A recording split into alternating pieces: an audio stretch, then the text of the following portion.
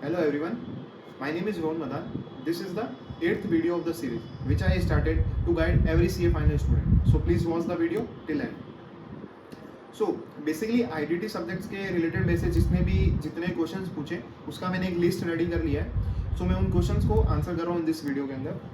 सो सबसे पहला क्वेश्चन जो आया था कि आपको कब स्टार्ट करना चाहिए आईडीटी को. सब मेरा प्रेफरेंस यही रहेगा कि आईडीटी को आप एकदम लास्ट में पिक करें, क्योंकि रीज़न ये रहेगा कि जब आईडीटी के अंदर अमेंडमेंट्स बहुत ज़्यादा आती है, जैसे कोई भी चेंजेस आएगा तो आप लास्ट में जब उसको करेंगे सो जितनी भी अमेंडमेंट्स होएगी टिल जो भी आपका, जैसे मेरा May 24 अटैम्प्ट था तो अक्टूबर तक जितनी भी अमेंडमेंट्स थी, सो मैंने एकदम नवंबर दिसंबर में मैंने आईडीटी पिक किया था. सो मेरे को बेनिफिट ये मिला कि अक्टूबर तक की अमेंडमेंट्स को मैंने कवर कर लिया था जब भी मैंने फर्स्ट टाइम उसके लेक्चर्स देखे. सो ये रहेगा कि आईडीटी को आप एकदम लास्ट में पिक करें. देन सेकंड क्वेश्चन है how many months you give for the IDT subject. So basically मैंने 2 मंथ्स का टाइम पीरियड दिया था फॉर द आईडीटी सब्जेक्ट. सो काफ़ी सारे जनों ने पूछा कि कौन सी फैकल्टी का आपने लेक्चर लिया. सो बेसिकली मैंने यशवंत मंगल सर की क्लासेस ली थी और उसके पीछे यही रीज़न था कि मैं आरवीजी हॉस्टल में रहता था. सो मेरे सीनियर्स ने मुझे फीडबैक दिया था उस समय कि यशवंत मंगल सर के क्लासेस कंसेप्चुअल क्लैरिटी काफ़ी अच्छा है. सो एक रीज़न ये था कि हाँ आसपास वाले लोग ले रहे हैं, उन्होंने बताया कि फीडबैक दिया. देन सेकंड मैंने उनको वेरीफाई करने के लिए मैंने क्या किया था, एक डेमो लेक्चर्स थोड़े बहुत 2-3 डेमो लेक्चर देखे थे. उसके बाद में मैंने फाइनल फैकल्टी यशवंत सर को लिया था. देन क्वेश्चन आता है कि 5 मंथ स्टडी आपने स्टडी लीव पे गए. सो 5 मंथ स्टडी लीव के अंदर आपने आईडीटी को कैसे टैकल किया. सो सबसे पहले अराउंड मैंने यशवंत मंगल सर की जो क्वेश्चंस बुक होती है, क्वेश्चंस बैंक होते हैं, और जो समरी बुक थी उससे ही मैंने स्टार्ट किया था. सो फर्स्ट रिवीजन में मैं क्या करता था कि रिवीजन लेक्चर देखता था. देन मैं जो उनकी समरी बुक होती थी उसमें से चैप्टर को रेफर कर लेता था. तो मेरी स्ट्रेटजी ये रहती थी, अराउंड मेरे को फर्स्ट रिवीजन में अराउंड मेरे को 14 to 16 डेज का टाइम पीरियड लगा था. सो मेरा जो मैंने लेक्चर देखा समरी बुक रेफर करी, और रात में जाके जब भी मैं सोने से पहले क्या करता था, एक रामबान सर की बुक थी उसमें से मार्क कर लेता था कि उस चैप्टर को कैसे फ्रेम किया गया उस रामबान के अंदर, क्योंकि मेरे को पता है कि रामबान मेरे को लास्ट में 1.5 डेज के अंदर कवर करनी है.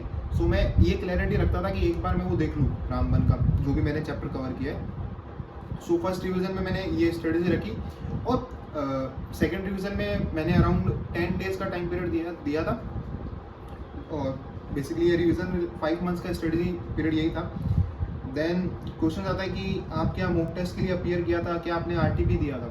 सो बेसिकली मैंने दोनों मॉक टेस्ट दिए थे आईसीआई की ब्रांच में जाके, और मैंने आरटीपी भी सॉल्व किया था, क्योंकि आरटीपी का आपको बेनिफिट ये मिला कि जितने भी अमेंडमेंट्स थी वो मेरी आरटीपी में कवर हो गई थी और मेरी रिटन प्रैक्टिस हो गई थी. दैट इज़ वेरी नेसेसरी कि जब भी आप आईडीटी का प्रिपरेशन कर रहे हो तो आपकी उसमें थ्योरी भी होती है, उसमें न्यूमेरिकल क्वेश्चंस भी होते हैं, तो आपकी एक रिटन प्रैक्टिस भी ज़रूरी है.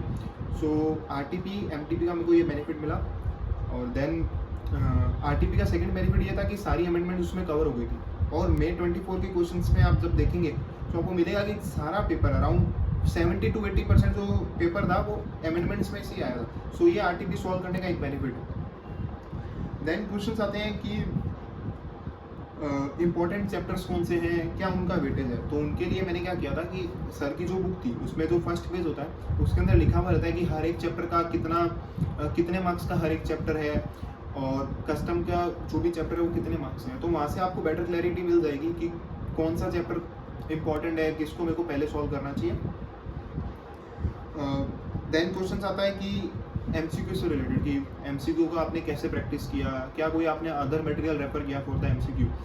मेरा माइंडसेट यही था कि मैं जो भी चैप्टर पढ़ रहा हूँ उसके बाद में मैं उस चैप्टर के जितने भी एमसीक्यू होते थे क्वेश्चंस बैंक के अंदर, सर के क्वेश्चन बैंक में एमसीक्यू होते थे, तो मैं एक बार वो सारे एमसीक्यू सॉल्व करता था, और BOS पोर्टल पे जो भी एमसीक्यू होते थे वो सॉल्व करता था. मोस्टली वो क्वेश्चन बैंक के अंदर कवर रहेंगे, तो सेपरेटली उसको रेफर करने की जरूरत नहीं है. बट मेरा रिकमेंडेशन यही रहेगा कि एक बार आप उसको देख लीजिए ताकि आपको बेटर क्लैरिटी मिले कि सारे के एमसीक्यू कवर हो गए हैं. एमसीक्यू क्वेश्चन बैंक के अंदर कोई नया एमसीक्यू नहीं आया बेसिकली.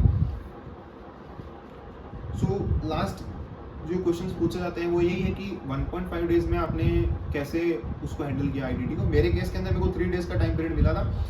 सो मैंने क्या किया कि हर एक चैप्टर का मैंने उस समय भी रिवीजन लेक्चर देख लिया कि 1.75 की स्पीड में या 2x की स्पीड में मैं रिवीजन लेक्चर देखता गया. देन मैंने समरी बुक रेफर कर ली और जो मेरे इंपॉर्टेंट क्वेश्चन मार्क करे हुए थे, क्योंकि मैंने फर्स्ट सेकंड रिवीजन के अंदर क्या किया था, ये इंटरेस्टिंग है. कि जो भी क्वेश्चंस हैं, मतलब मेरे को लगता है कि आसान क्वेश्चंस हैं तो मैं उसको काटता रहता था एक बार सॉल्व करके, बट मैंने सारे क्वेश्चन बैंक के एक एक क्वेश्चन को सॉल्व किया था। सेकंड रिवीजन में जो इंपॉर्टेंट क्वेश्चन बच गए, जो मेरे को लगा कि फर्स्ट रिवीजन में अच्छे क्वेश्चन है, उसको मैंने रखा। देन जो थर्ड रिवीजन जो एग्जाम डे से पहले मैंने रेफर किया, जो आपको बता रहा हूँ कि मैं हर एक रिवीजन लेक्चर को देख गया, सो उस समय मैंने खाली वो इंपॉर्टेंट क्वेश्चंस को ही रेफर किया था।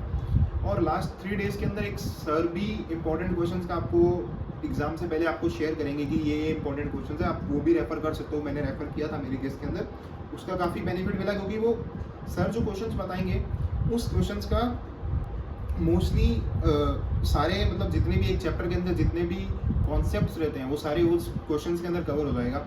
सो आप वो क्वेश्चंस भी रेफर कर सकते हो।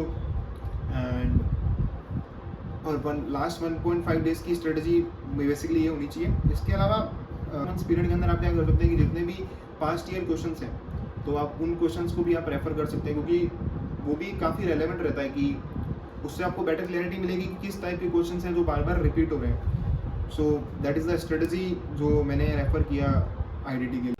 Thank you everyone for watching the video till end. I have tried to cover all the questions which you have asked और शेयर विद मी। अगर इसके बाद भी कुछ क्वेश्चंस रह जाते हैं, you can connect with me on the LinkedIn and DM me over there, or you can put it into the comment box. I will try my best to solve all the questions. Thank you again.